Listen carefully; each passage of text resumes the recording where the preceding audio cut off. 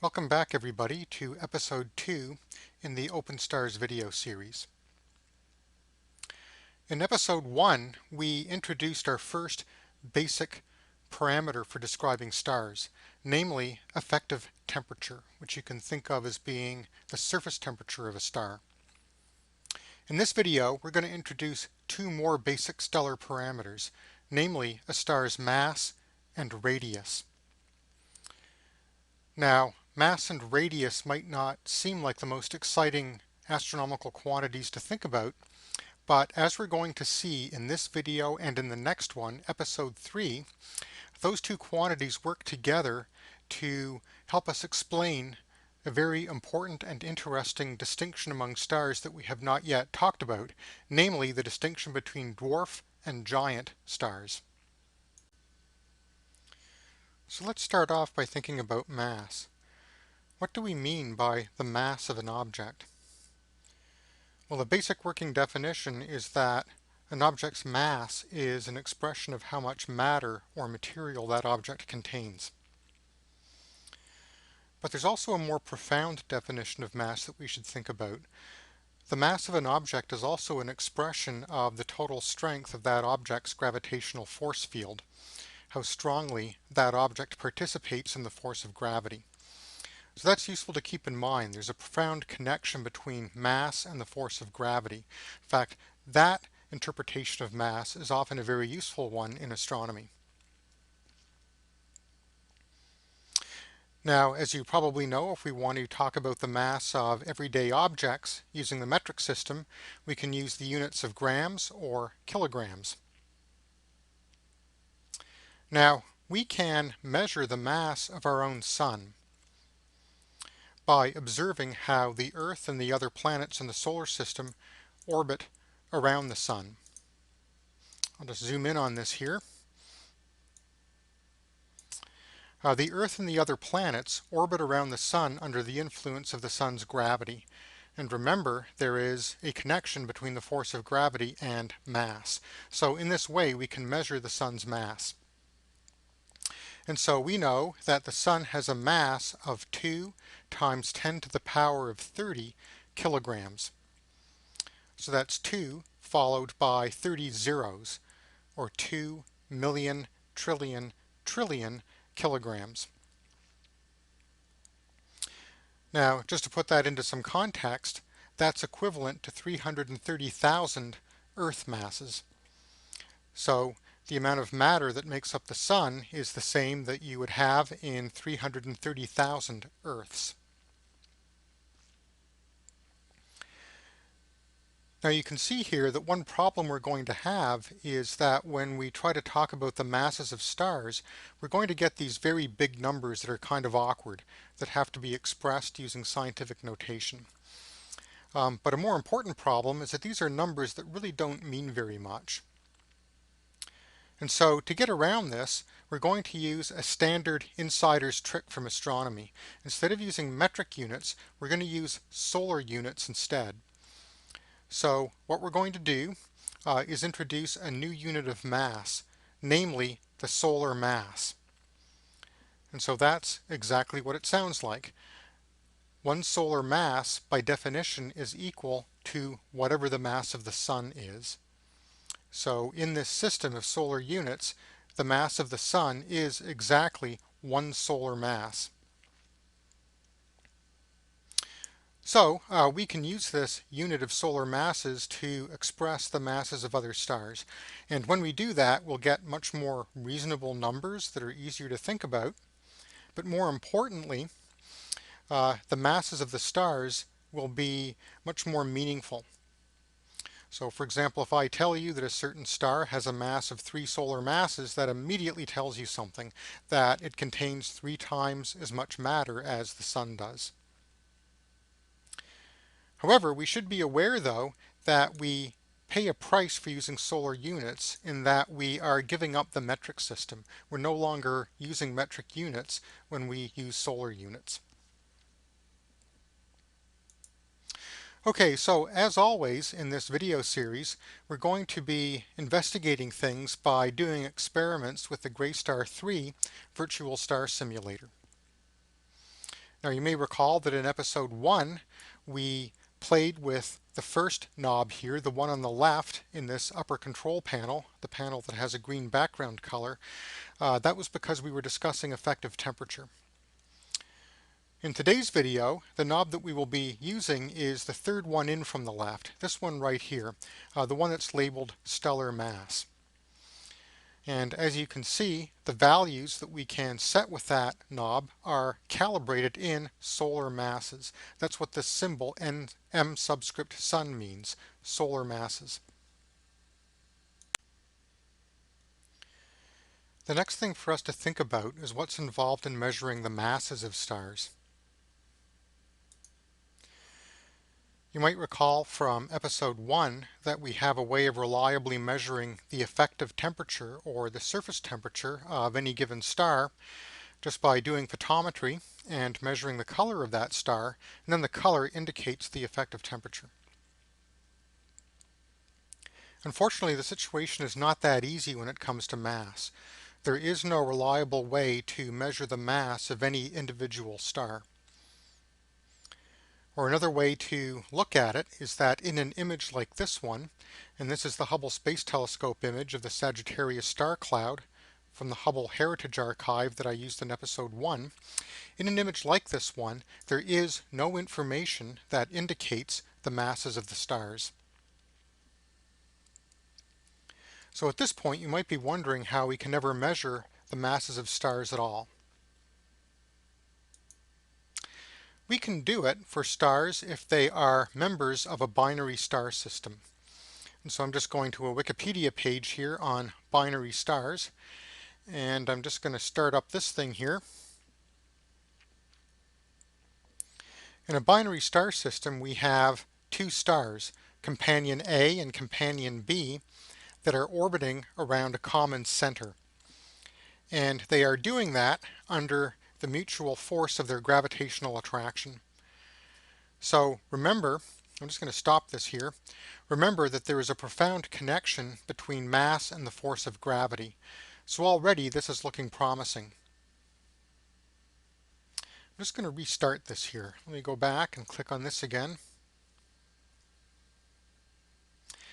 So with the binary star system, if we can measure the sizes of each companion's orbit around the common center, and we can measure the orbital speed with which those companions are traveling in their binary orbits, then we can use that information to calculate the masses of the companions. Let me just stop that. Now I've kind of skimped on the details here, but something that might help is that we are using a binary star system as a mass balance. So you might have seen one of these in a physics lab. This is a mass balance.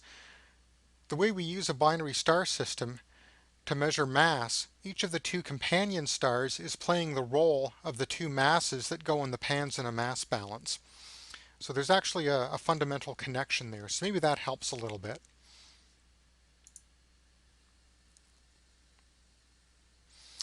Okay, so that sounds useful, but it sort of sounds like we have to rely on finding stars that are members of binary star systems in order to measure masses. The other piece of good news here, though, is that binary star systems are actually quite common. In an image like this one, all these point source objects here all look like single stars, but that's a misleading impression. It turns out that in any given star field, about half the points of light that you see are actually concealing multiple star systems in which two or more companions are huddled together within what looks like one point of light. So the problem is that those companions are so far away that we cannot separately distinguish them, and their light blurs together and they show up in our sky as just a single point source, but there's actually a multiple star system hidden inside that point source. And so binary star systems are actually quite common. So astronomers have been able to study many different binary systems that contain different types of stars and have been able to measure the masses of those stars. And so I can let you know what those results are, that the lowest mass stars, or the lowest mass objects that we would traditionally recognize as normal stars have masses of about 1/10 of a solar mass. Now, there are stellar objects out there that have masses smaller than 1/10 of a solar mass. Those are the brown dwarfs. But as we discussed in episode 1, brown dwarfs have effective temperatures that are so low that they do not glow very brightly in visible light, and so they don't really show up as objects that we would recognize as ordinary stars. At the other end of the range, the most massive stellar objects that people have found have masses of about 25 solar masses or so.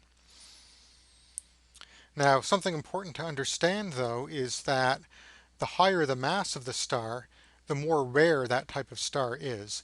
That high mass stars are much rarer than low mass stars.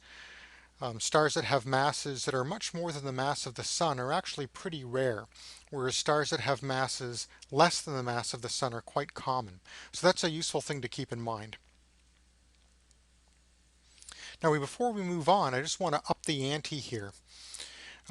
It's interesting, of course, to measure the masses of stars in its own right. The masses of stars is an interesting and important clue to their nature, but there's also a deeper significance to this. If we can measure the masses for lots of stars, then we can calculate a good number for the average mass of stars. Then, if we can also go out and take a census and estimate the total number of stars in the observable universe, then we can combine those two pieces of information. So for example, maybe we could go out and count all the galaxies that there are in the observable universe, and we can use the brightness of each galaxy to estimate how many stars it contains. And so in that way, we could estimate the total number of stars in the observable universe. And then if we multiply that number by the average mass per star, then we get an estimate of the total mass of the universe, or at least the fraction of the universe's mass that's in the form of ordinary matter of the type that makes up stars. And so that's a profound cosmological parameter. The total mass of the universe, or even just the fraction of the universe's total mass that's in the form of ordinary matter, is an important cosmological parameter. So the stakes here are higher than you might have thought at first. The other fundamental property that we're going to talk about in this episode is radius. And I'm just going to go to a Wikipedia page here on the Sun. This is the same image that we looked at last time in episode 1. Stars are spherical, of course, and so a convenient way to express their size is to give their radius. And of course, the diameter of the star will be twice its radius. Now this is an image of the Sun, and we know that the radius of the Sun is 700,000 kilometers. So that's 110 times the radius of the Earth. So you could fit 110 Earths across the full diameter of the Sun through the solar center. Now we're going to have the same problem that we did with mass. When we go to express the radii of stars, if we do it in kilometers, or really in meters, which is more the preferred metric unit, we're going to get very big numbers that are kind of awkward and not very meaningful. So we're going to use the same trick that we did before with mass. We are going to use solar units. We're going to introduce a new unit of distance, namely the solar radius, where by definition, one solar radius is the radius of the Sun. So in solar units, the radius of the Sun is exactly one solar radius. And we could also go on and express the radii of other stars in this unit, solar radii. And that will give us results, values that are much more meaningful. Now another thing to think about here is that the quantity that is really more fundamental is volume, the amount of space occupied by an object, like a star. And radius is really sort of a shorthand way of talking about volume. Now the important thing to remember here is that the volume of a sphere goes as the cube of its radius, or the third power of its radius. And we should take a minute here just to appreciate what that means. So if I tell you that a certain star has a radius of 3 solar radii, that sort of doesn't sound very big. It's a little bigger than the sun, but not a lot bigger. But what does that mean about the star's volume? Does that mean its volume is 3 times the volume of the sun? No, it means its volume is 27 times the volume of the sun. We have 1 power of 3. We multiply it by a second power of 3 to get 9, and multiply that by a third power of 3 to get 27. So a star of 3 solar radii has 27 times the volume of the sun. That you could pack 27 suns into that star if you could pack them in. And it's important to appreciate that that cubing also goes the other way if we're looking at stars that are smaller than the sun. So for example, if we have a star that's 1/2 the radius of the sun, if its radius is 1/2 of a solar radius, what's its volume?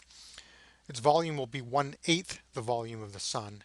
We have 1 power of a half times a second power of a half to get a quarter times a third power of a half to get 1/8. Okay, so that star is smaller in volume than you might think at first blush. So we're really talking about volume here, and of course volume is fundamentally different from mass. Mass is an expression of how much matter an object contains. Volume is an expression of how much space it takes up. Okay, so now let's talk about what's involved in measuring the radii of stars. And I'm afraid that here the situation is the same as it was with mass. That there is no reliable way to measure the radius of an individual star. That in an image like this one, there just is no information about radius. Now the problem here is that the distance to even the nearest stars is so much greater than their diameters that we do not see those stars as extended objects on the sky with surface details the way we do with the sun. And so stars show up in an image like this as unresolved point sources. Now, it may seem, looking at an image like this, as though some of these objects are larger than others. However, that's misleading. What's happening here is that those stars that are brighter, the excess light is bleeding out into surrounding pixels and making the object look bigger. But that has nothing to do with actual radius. That just has to do with the light from brighter stars spreading out more. But all these objects are point sources, and there is no information about radius in an image like this one, or in any image that we can make from Earth. So how do astronomers go about measuring the radii of stars? And once again, binary star systems come to our rescue. So let's go back to the Wikipedia page here on binary stars. So normally, when we are looking at a binary star system, we are looking down onto the plane of the binary star orbits at some angle, and we see those stars tracing out something like circular orbits on the sky. However, every once in a while, we can find a binary star system that has a special orientation where we are seeing the plane of the binary orbit edge on, as in this diagram. Such a system is known as an eclipsing binary because when you see the orbit edge on, once each binary orbit, there will be 2 eclipse events. An event where companion B eclipses companion A, and then half an orbit later, companion A will eclipse companion B. And so once again, if we can measure the sizes of the binary companions' orbits and measure their orbital speeds, then from the duration of these eclipse events, we can calculate the radii of the companions. So in that way, astronomers have been able to measure the radii of stars.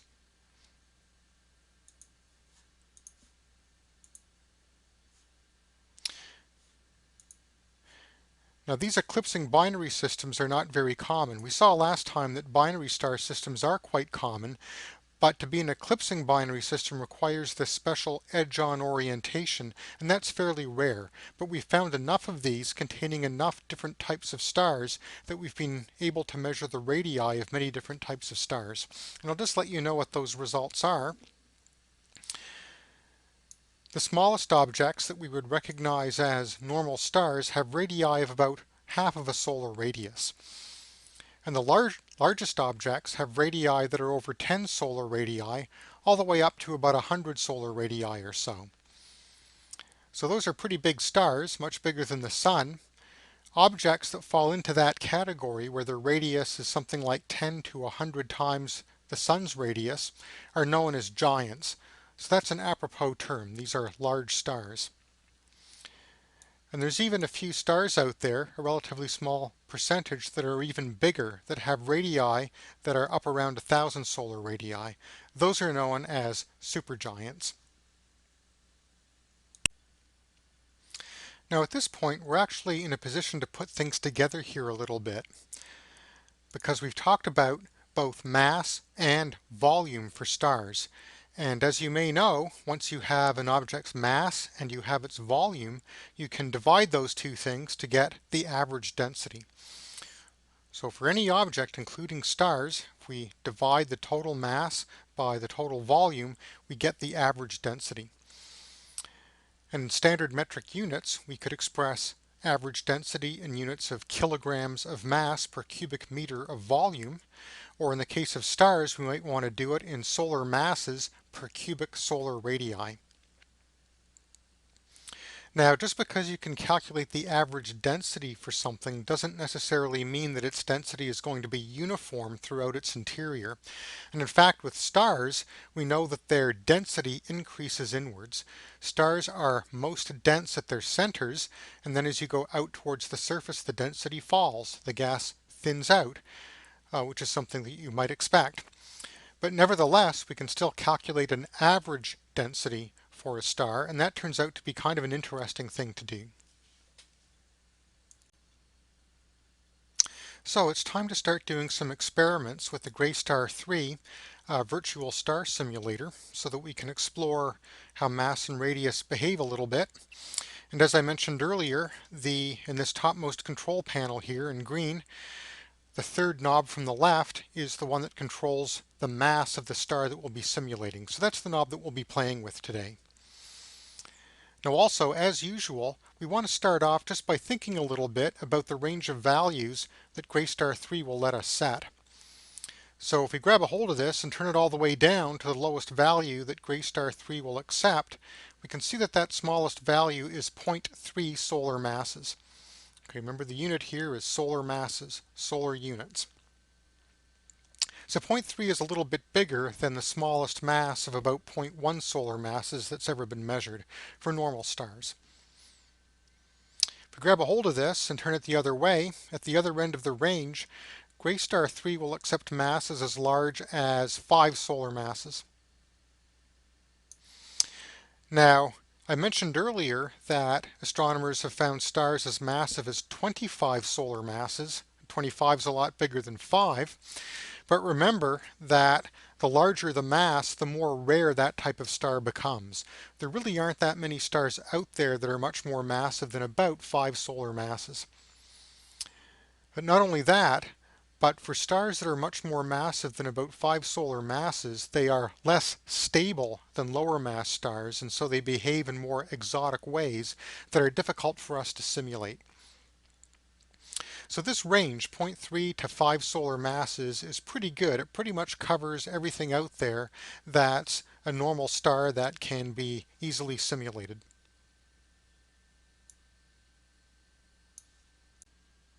So you might recall that one of the ideas from episode 1 is that we always want to do our experiments in a carefully controlled way. And in particular, we want to always make sure that we are starting off by simulating the sun before we change anything. For any other stars that we simulate, we always want to be able to compare them to the sun so that we can put them in context. And so remember also that when Graystar 3 loads, by default, all of these input parameters controlling the simulation are set to their solar values. Now I've already fiddled with this mass knob and changed its value from the default, but another idea you might remember from episode 1 is that I can always hit reload and Graystar 3 will return all the values to those for the sun by default. Okay, so now we can see that the mass control here is back to a value of 1 in solar masses, which of course is just as it should be. So by default here, Graystar 3 is simulating the sun when it first comes up. Now, we might want to check to make sure it's simulating the sun with the right radius, because that's what this is all about. That's what we're going to be investigating. So up here in this panel, which we haven't talked about yet, there are a number of numerical results being displayed. And over here in the upper left, you can see that Graystar is printing out the radius and solar radii of the star that it has simulated. Now you can see that the number is not quite one solar radius, but it's very close to it, 0.933. So that's pretty good. That's pretty close to what we expect, right? After all, we're simulating the sun. By definition, the sun's radius is one solar radius, and this is pretty close to one. So now we're ready to start doing some experiments. So let me go back up to the top here to the input control panel. We're going to grab a hold of this mass control knob here, and we're going to do some experiments where we simulate stars of different masses, and we'll see what happens to the radius of those simulated stars. So let me start by grabbing a hold of this and turning it down as far as it will go to the lowest value that Graystar 3 will accept, which is a value of 0.3 solar masses. So that's a little bit less than 1/3 of the mass of the Sun, and it's a little bit greater than the smallest mass that's been measured for normal stars. Okay, so let's go down here to the output section, and let me just zoom out here a little bit. So once again, we'll do things the same way that we did in episode 1. We'll keep our eye on the size of the simulated star down here, and I'll just hit the model button and we'll see what happens. Okay, so if you were watching this output, you might have noticed that the image of the star just got smaller. Graystar 3 is now simulating a star whose mass is 0.3 solar masses. Now, it's a little bit difficult to judge by how much the radius got smaller just by eyeballing this image here, but we can be more precise about it by looking at the printed value of the radius in the output field here. Now, let me just zoom in a little bit. So in the output panel here, we can see that the radius of the star that we're now simulating is about 0.5 solar radii. So that's interesting. If we turn the mass of the star down to a little bit less than 1/3 of the mass of the Sun, then its radius also goes down to about half of the radius of the Sun. Okay, well let's fully explore this by also going in the other direction and turning up the mass. Now, as usual, I want to be careful about this, so let me return to the Sun, and I'll just do that by reloading the page. And when Graystar 3 reloads here, we are back to the Sun's parameters and to a mass of 1 solar masses. So now let me grab this knob and turn it up as high as it will go to the largest value that Graystar 3 will accept, and that's a value of 5 solar masses. And we'll come down here to the output area.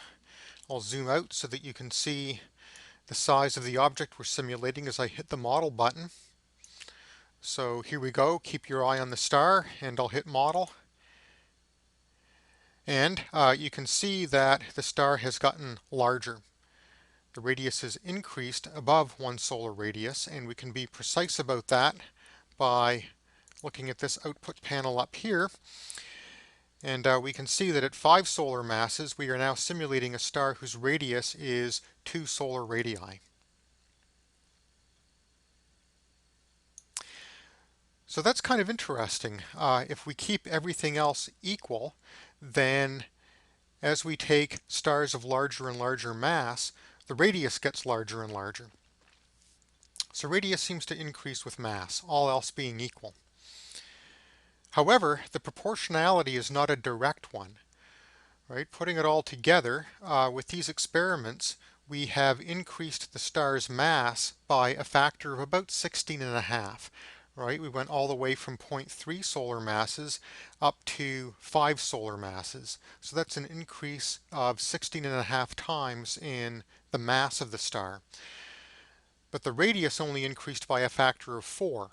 Right? The radius increased from a value of half a solar radius at 0.3 solar masses to 2 solar radii at 5 solar masses. So that's something to think about. An increase in the mass of the star by a factor of about 16.5 gives you an increase in its radius by about a factor of 4. Now, the other thing that we can think about here is to remember that the volume of a sphere goes as the cube of its radius. So if the radius of a star increases by a factor of 4, then its volume is increasing by a factor of 64. Right? 4 times 4 times 4 is 16 times 4 is 64.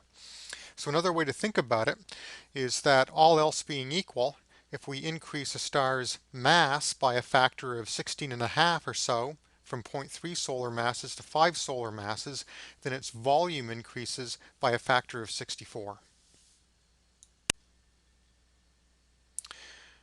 I want to draw attention to another aspect here of how Gray Star 3 is working, which is quite important to understand.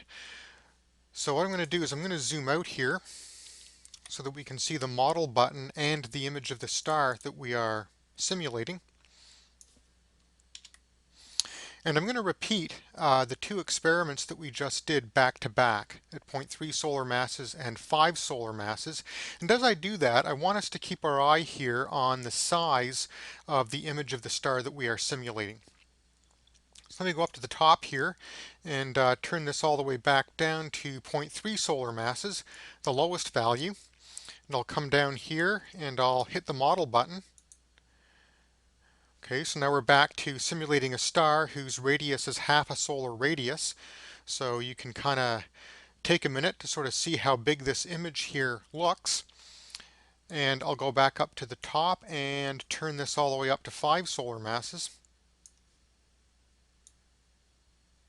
And I'm going to hit the model button and have a look at what happens to the size of the image down there. So there's 5 solar masses.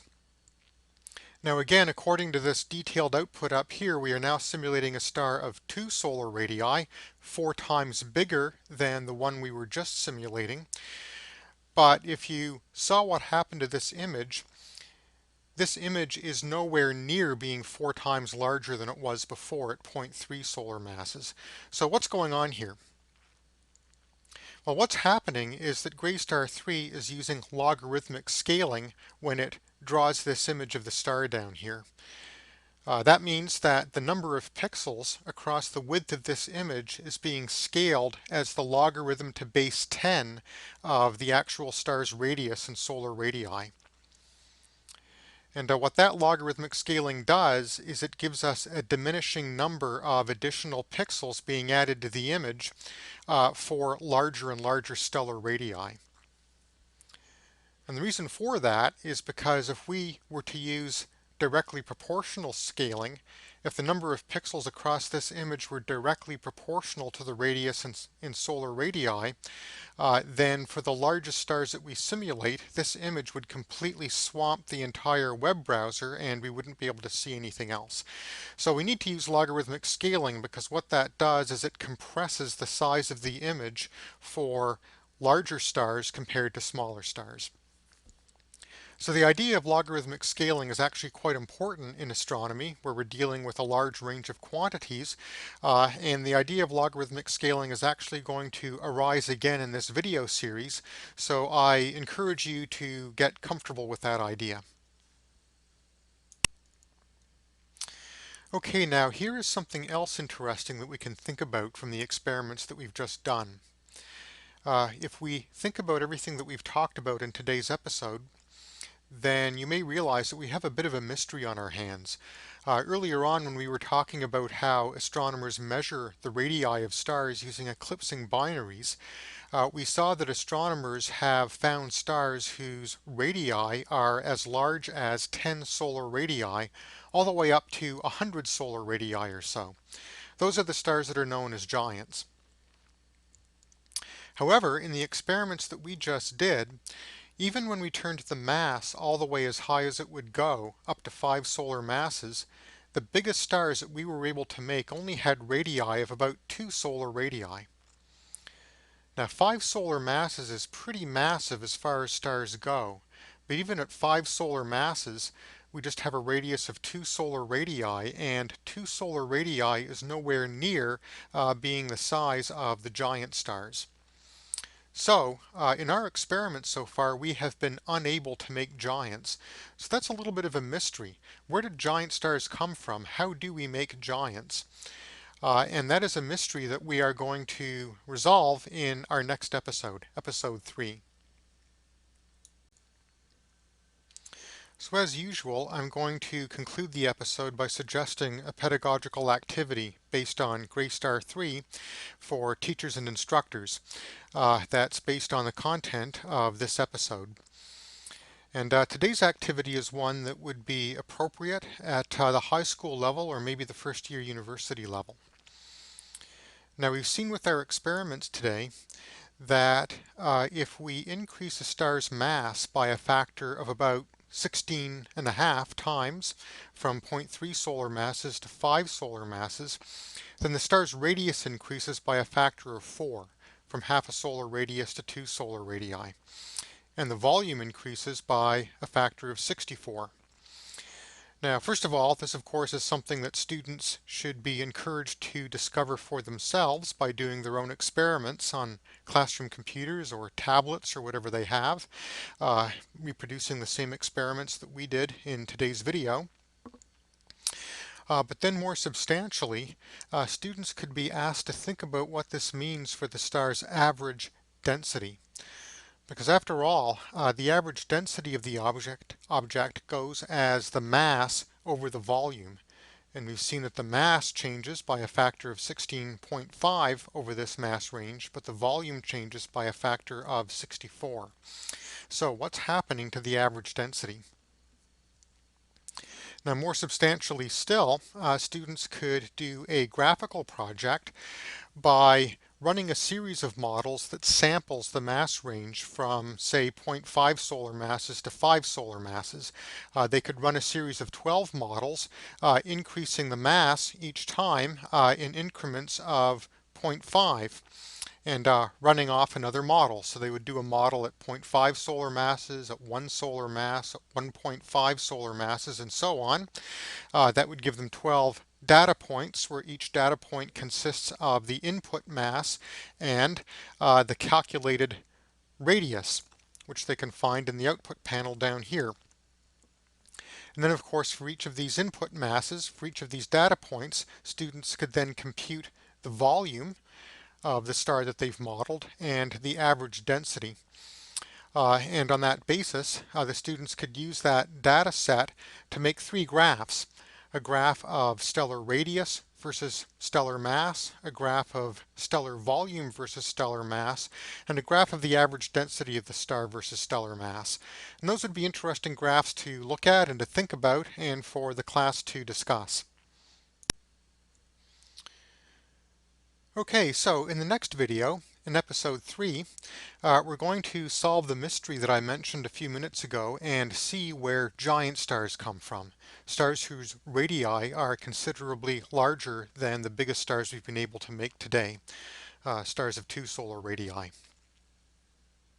that's going to lead us to talking about yet another important stellar property, namely surface gravity. So as always, let me end here by reminding everyone of the main Greystar 3 page. What I'm going to do is I'm going to go up one level in the URL here. You can find your way to this page probably by Googling Greystar 3. And there's a number of resources here that I'll remind everybody of. There is a blog for the community of users and teachers who are using Greystar 3. And also, if you want your own local installation so that you don't have to rely on a connection to another server, you and your students, you yourself or an IT professional who's helping you can download the source file so that you can have your own local installation of Greystar 3. Okay, thanks for watching. See you next episode.